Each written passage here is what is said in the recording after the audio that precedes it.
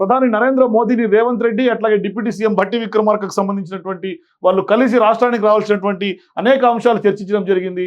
అవి ఏమేమి చర్చించారు కూడా వాళ్ళే స్వయంగా నిన్న మీడియా ముందుకు వచ్చి మాట్లాడినటువంటి నేపథ్యంలో 25 లక్షల ఇల్లు ఇవ్వండి, 2450 ఎకరాల రక్షణ శాఖ భూములను కూడా రాష్ట్రానికి అప్పగించాలి, ప్రధాని నరేంద్ర మోదీకి ముఖ్యమంత్రి రేవంత్ రెడ్డి విజ్ఞప్తి. సో సింగరేణి పరిధిలో ఉన్నటువంటి బొగ్గు గనులను ఆ సంస్థకే కేటాయించాలని, ప్రస్తుతం వేలం పెట్టినటువంటి శ్రావణపల్లి బొగ్గు బ్లాక్ను కూడా వేలం జాబితా నుంచి తొలగించాలని ప్రధాని నరేంద్ర మోదీకి ముఖ్యమంత్రి రేవంత్ రెడ్డి విజ్ఞప్తి చేశారు. గోదావరి లోయ బొగ్గు నిల్వల క్షేత్రం పరిధిలో ఉన్నటువంటి కోయగూడెం, సత్తుపల్లి బ్లాక్ 3 గనులను కూడా సింగరేణికే కేటాయించాలని కూడా కోరారు. రాష్ట్రంలో విద్యుత్ ఉత్పత్తి కేంద్రాల అవసరం తీర్చేందుకు ఈ గనులు కీలకమైనందున అన్నింటికీ సింగరేణికే కేటాయించాలని విజ్ఞప్తి చేశారు. ఉప ముఖ్యమంత్రి మల్లు భట్టి విక్రమార్కతో కలిసి గురువారం మధ్యాహ్నం ఇక్కడ లోక్ కళ్యాణ్ మార్గ్లో సీఎం ప్రధాని నరేంద్ర మోదీతో సుమారు గంట పాటు భేటీ అయ్యారు. బొగ్గు గనుల కేటాయింపు, అట్లాగే ఐటీఐఆర్ పునరుద్ధరణ, రక్షణ భూముల కేటాయింపు, రాష్ట్ర పునర్విభజన చట్టంలో ఉన్నటువంటి సమస్యలను కూడా త్వరితగతిన కొంత క్లియర్ చేయాలంటూ కూడా పెద్దన్న పాత్ర పోషించాలని కూడా ఇవాళ మోదీని రేవంత్ రెడ్డి అట్లాగే భట్టి విక్రమార్క కోరినటువంటి పరిస్థితి. సో దీన్ని కూడా బీఆర్ఎస్ పార్టీ తప్పుడు ప్రచారం రేవంత్ రెడ్డి మీద చేస్తుంది. అంటే రాష్ట్రంలో విద్యుత్కు సంబంధించినటువంటి కాంట్రాక్ట్ ఏదైతే అదానికి ఇచ్చారో విద్యుత్ డీల్ డన్ అంటూ కూడా నిన్న బీఆర్ఎస్ పార్టీ నాయకులు సోషల్ మీడియాలో విపరీతంగా విషం చిమ్మినటువంటి పరిస్థితి. వెనకాల ఒక ట్రీ ఉన్నటువంటి ఒక ఫోటోలో అదానీ ఫోటో పెట్టి రేవంత్ రెడ్డి మోడీతో కలిసినటువంటి వ్యవహారాన్ని కూడా చాలా వెకిలిగా స్థాయి దిగజారి, అంటే రాష్ట్రానికి రావాల్సినటువంటి ప్రయోజనాల కోసం ముఖ్యమంత్రి ప్రధాని నరేంద్ర మోదీని కలిసి వాళ్ళు వేడుకుంటున్నటువంటి సందర్భంగా కేంద్ర రాష్ట్ర ప్రభుత్వాల మధ్య సంబంధాలకు సంబంధించినటువంటి ప్రాధాన్యత ఇస్తూ వాళ్ళు ముందుకు కదులుతుంటే దాన్ని కూడా ఇవాళ బీఆర్ఎస్ పార్టీ విషం చిమ్ముతున్నటువంటి పరిస్థితి.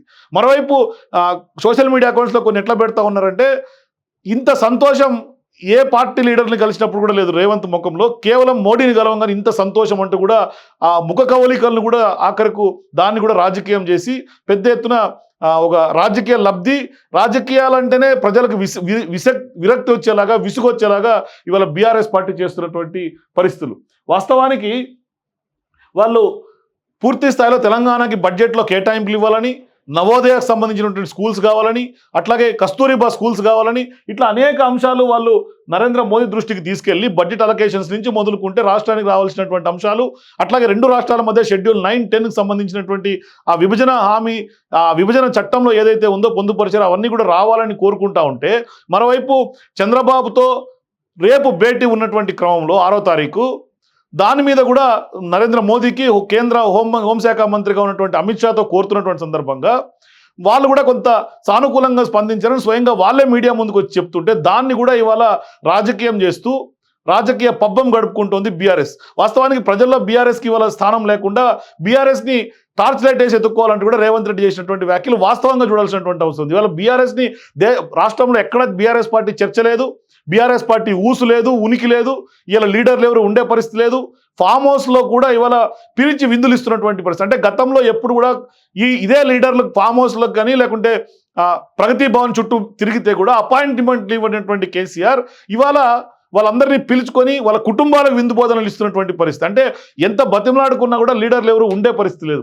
ఇది ఆనాడు కనుక గుర్తించుంటే ఈ నియంతృత్వ పోకడలు, మరోవైపు దొరతనం ఆ రోజే కనుక గ్రహించి ఉంటే, తప్పు తెలుసుకుంటే ఇప్పటికి కూడా తప్పు తెలుసుకుంటలేడు కేసీఆర్. ఇంకా కూడా అదే దురహంకారం కనిపిస్తూ ఉంది. మరోవైపు దేశానికే కేసీఆర్ని పోగొట్టుకోవడం నష్టం అంటూ కూడా చేస్తున్నటువంటి వ్యాఖ్యలు. అసలు ఇది ఎంత ఇదంటే దేశానికి వచ్చినటువంటి నష్టం ఏమీ లేదు కేసీఆర్ తోటి.